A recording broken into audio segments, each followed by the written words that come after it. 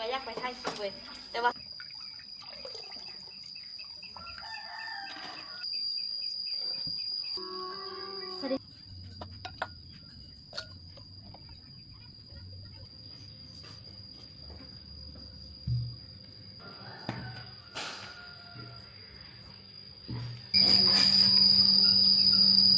สวัสดีทุกคนเดี๋ยววันนี้น้องติ่งสิมาเฮ็ดเวียกให้ทุกคนได้เบิ่งเด้อ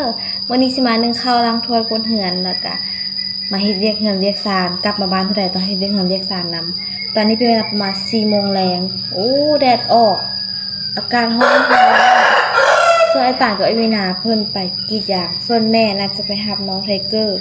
ตอนตุ๊กตานอนให้แม่สวดไปตลาดแต่ว่าน้องติ่งนะอยากนอนแฮงเพราะว่านั่งรถเดินทางมาเมื่อยเตียงก็เลยจะไป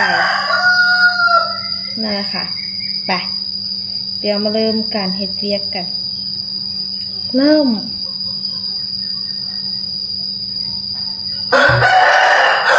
โอ้แท็กเกอร์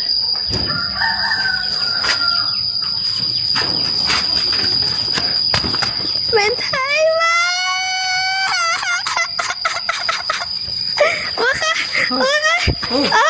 กดไอตุกอีกเป็นไทยวะที่หายกว่าไอ้ตุ๊กมาตอนเด็กไอตุกมาละไอตุกชื่อทุเรียนหับไปชื่อทุเรียนบ่แล้วก็เช็ดผ้าเขาลุงละ โอ้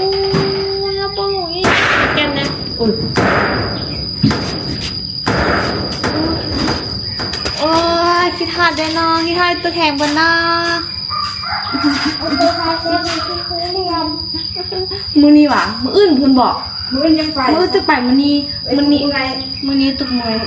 มืออื่นตุกแรงอยู่ละไปซื้อเนาะโอเคค่ะสัญญาโอเคไทเกอร์ที่เหียอนุบาลซ้ำมันบอกเกิดที่เหียท้องเก้าซ้ำว่ะไทเกอร์ที่เหียท้องเก้าซ้ำเพราะว่าอายุบ่หันหอดก็เลยแบบ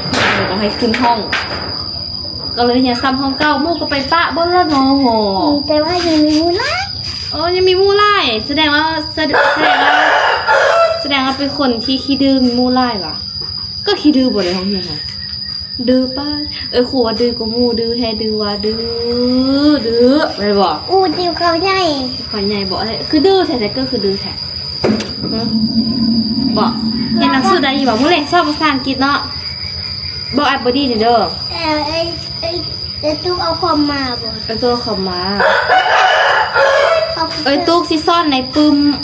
ตุ๊กบ่ซ่อนในคอมแต่ว่าตุ๊กซิซ่อนในฟังให้เปิ้นให้อ่านให้เขียนถ้วยนำพร้อมโอเคบ่มีคะแนนตุ๊กกวนคะแนนในพร้อมว่าแม่ไผสิได้จักคะแนนก็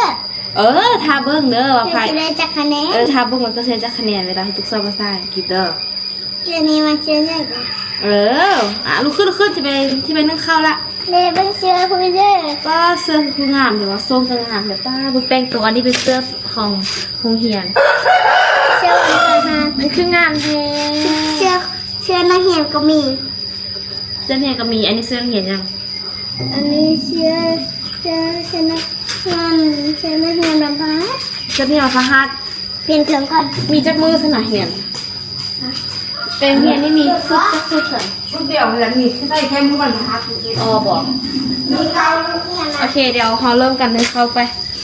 ปะฮะโอเคสุภักโอ้จะกระตกก็เวทเนี่ยโดยเปลี่ยน2ก่อนให้ยังก่อนเปลี่ยนตัวก็เดี๋ยวต้องเปลี่ยนเปลี่ยนกันนะเดี๋ยวตุ้งนึงเข้าก่อนเดี๋ยวเราจะมานึ่งข้าวแล้วก็ล้างถ้วยไป let's go นี่นึ่งข้าวแบบนี้เลย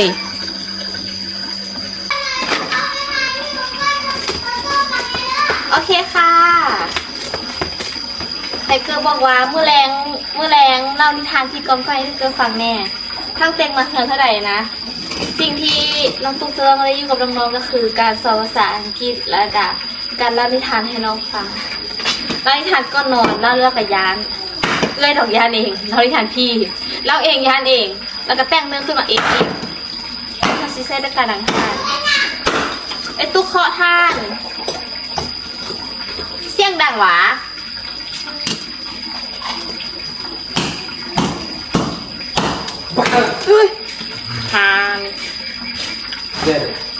ขี้ นี่เสียง ฮะ ไป อีแม่วะมูฮูสไปใส่ย่างไปได้แห่งสิไปซักก้ามาวะ คือตาเขาเดียวเลย ซักผู้เดียวเดือกากูก็อยากไปกูก็อยากไปถ่ายคลิปเว้ยแต่ว่าซักแล้วบนรักใครกะสปีก็ซักแล้วล่ะแม่นบอก จังแล้วคือสาม เมื่อเดือนมึงกลับเวียงมาอาทิตย์หว่าอาทิตย์ดีหว่า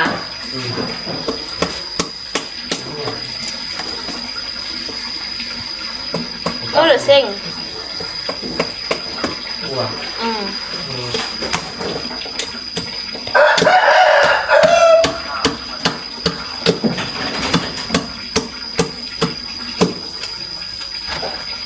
สนอห้ามปิดเธอก็อาบน้ำทั้งเขาเลยวะ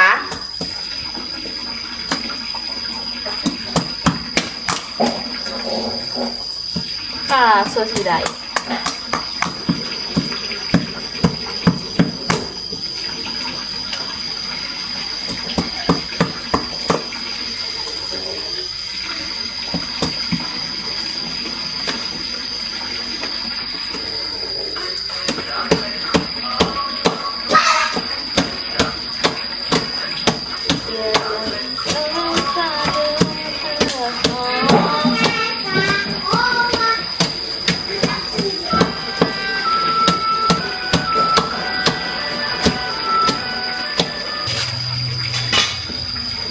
ไฟเดี๋ยวละเดี๋ยวเขาสิมาค้างให้เขา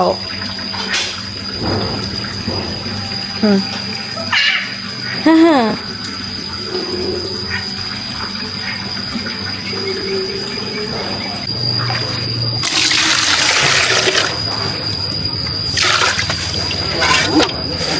บทหนึ่ง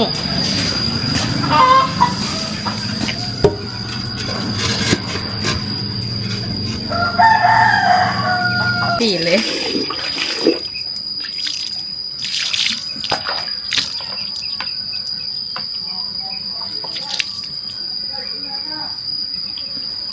แดดแห้งๆยามแรงแดดยามแรง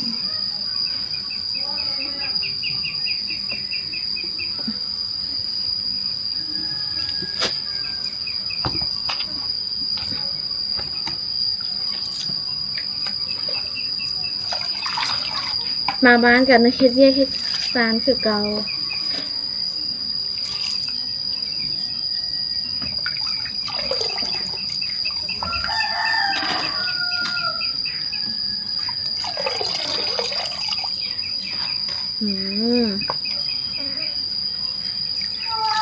โดย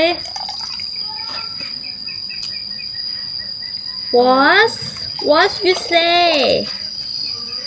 you say again please you say again please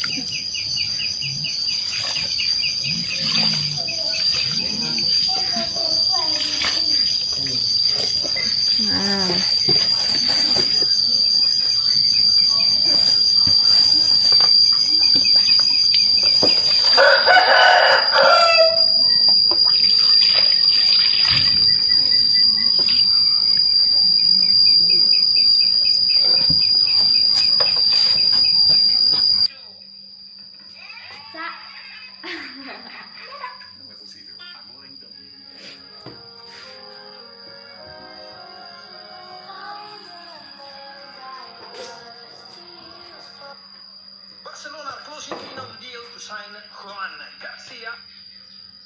from Espanyol by triggering the credit clause for 25 million euros, 5 years.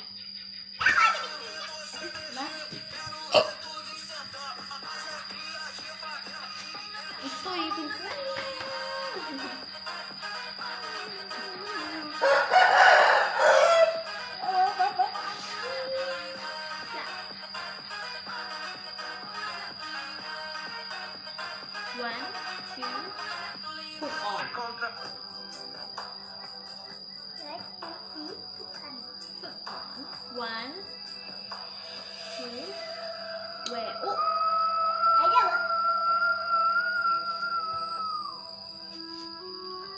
สวัสดีค่ะ Hello Hello เบา เว้าภาษาจีนให้ฟังไงอ่ะเว้าภาษาจีนฟังไงไหมเว้าภาษาจีนไหมเว้าภาษาจีนละ บองสู้ เว้าภาษาจีนไหม หนูเอา นี่ฮาวนี่ฮาวว่านี่ฮาวยัง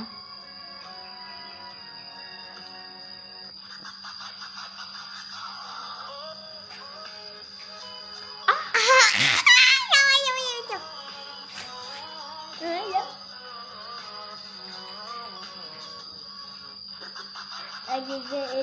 ตรงพุ่มไก่ เอ้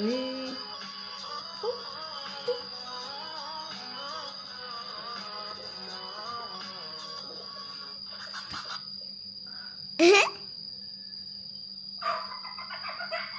ส่งมาฮอบส่งเข้าเป็นยังไงนะ เชียงพุ่มมาครับ มาฮอบมาฮอบหรือฮอดใกล้ ผมเรื่องมาครับ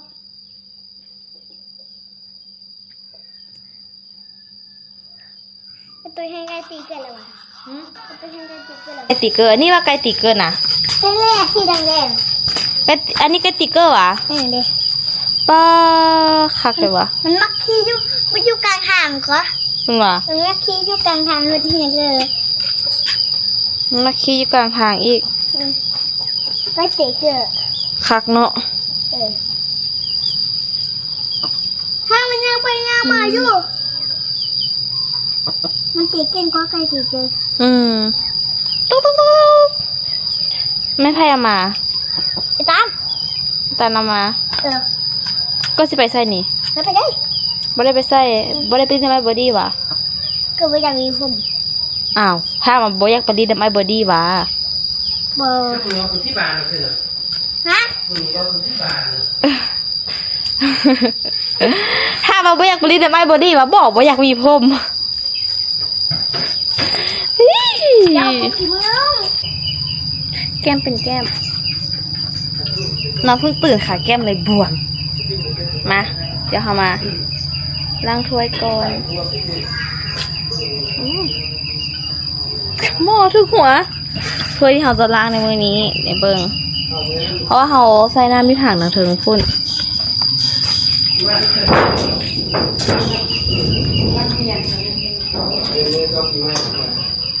นี่แทงน้ำมาล้างถ้วยกัน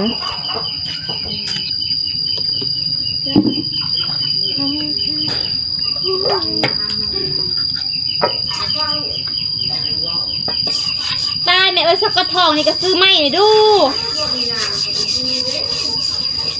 งึดไล่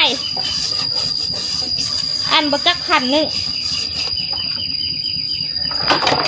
อีกอย่างที่คนซื้อก็ซื้อแน่อันของใส่ของสร้อยนี่นะเพื่อความสะดวกสบาย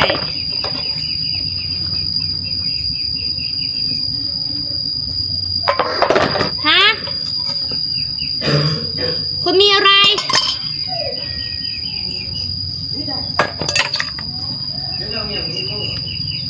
ฮะมึงว่ายังเบกโอ้ไม่ใช่มันปึงยิงหัวเอื่อย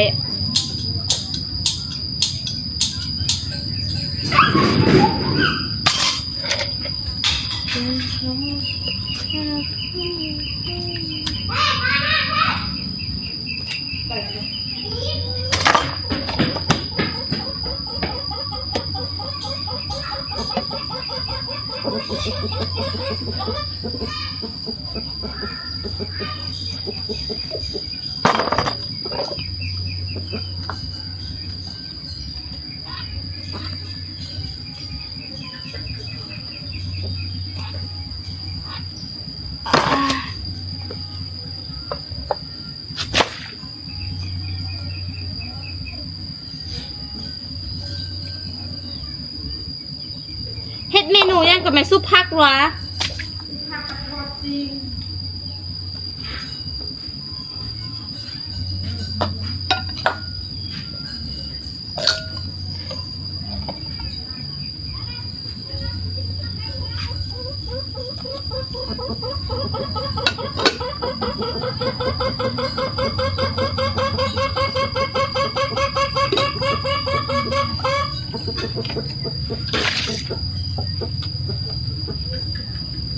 เขาคุณอายเหรอวะแม่กบของบนเหรอวะไอ้ตัดกี่เบอร์เนาะ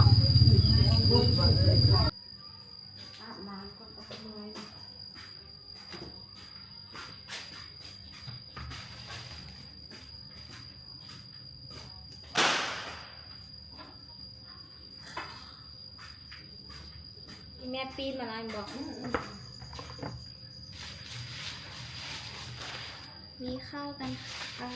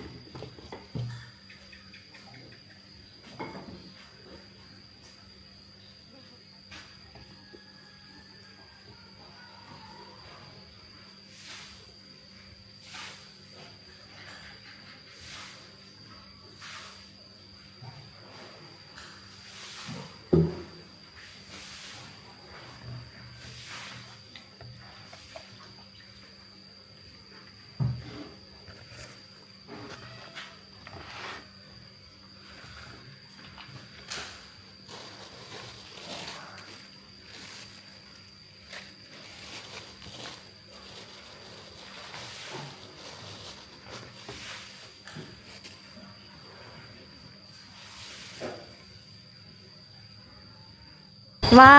วพ่อมาแต่นานแล้ว FC บอกว่ารีวิวรถพ่อสมศักดิ์ให้เบิ้งแน่เดี๋ยวโมนารีวิวให้เบิ้งเด้อทุกคนเด้อเดี๋ยวโมนาสิรีวิวรถพ่อสมศักดิ์ให้เบิ้งพ่อไม่ยังพ่อก ล้วย ป้ามากล้วยบอกเบิ้งเลยดูเปิดให้ FC เบิ้งแน่ มันบ่งอยู่ เปิดให้ FC เบิ้งแน่พ่อกล้วยยังกล้วยน้ กล้วยน้ำว้า ำโอ้เอาพ่อมันยังบุหันอาหารจ ต้องทุก ำบุหันซุก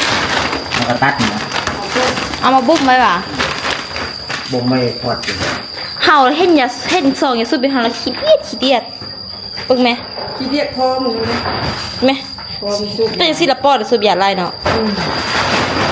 อันนี้มันย่างอันนี้เส้นเลือดสมอง ปอดเส้นเลือดในสมองอันนี้ปอดอันนี้ทางอันนี้ปากแหวง เขาเจ้าก็เฮ็ดอยู่ว่ามันเป็นย่างเป็นคือสูบเนาะ โอ้ตายสิตัดนี่ บ่พ่ออีพ่อเห็นบอกว่าขัดการสูบยาไล่มันเป็นอะไรอีพ่อคือยังสูบอยู่ โอ้ยอันนี้เขาเฮ็ดหลอกเฮ็ดตัว เอ็ดตัวซื้อๆขี้เนี่ยอีพ่อกำลังปลอบใจตัวเองอยู่เสื้อปลอบผลว่ามันคือเรื่องจริงอะมันกันว่าเพิ่นเฮ็ดปลอบใจซื้อๆบ้านบ้าหูค่าโคตรช็อตดีเลย กี้พอขับรถอันนั้นมาแล้วพอดีคูก้าขับรถนี่มาฟิลมันได้เลยจังหวะมันได้ทุกอย่างเลยตอนนี้ป้างามเนาะเฮือนเฮาประเภทผู้สิเนาะ ยางแม่ซื้อร้านเอ็ดทอดซีทันเอ็ดยางทอดซีกับอันตำเจียวกับนิดแล้วก็สุพักอีกอย่างสุพัก ตาเสียดายเนาะเพิ่นตัดผักกันแนวทีมบนละอ้าววะมันโหกแข่งก็มีงู โอเค มีงูแล้วเนาะ เนี่ยเสือคนนี้ได้ อย่ามาถึงงูจะมีเขาเสือเพิ่น โอเคนะทุกคนคลิปนี้น้องเตียงขอตัวลาไปก่อนฝากทุกคนกดไลค์กดแชร์กดติดตามเป็นกำลังใจให้น้องตุ๊กตาคลิปต่อไปในเด้อใครมาคลิปนี้อย่าลืมกดใจแล้วกดคอมเมนต์ให้แน่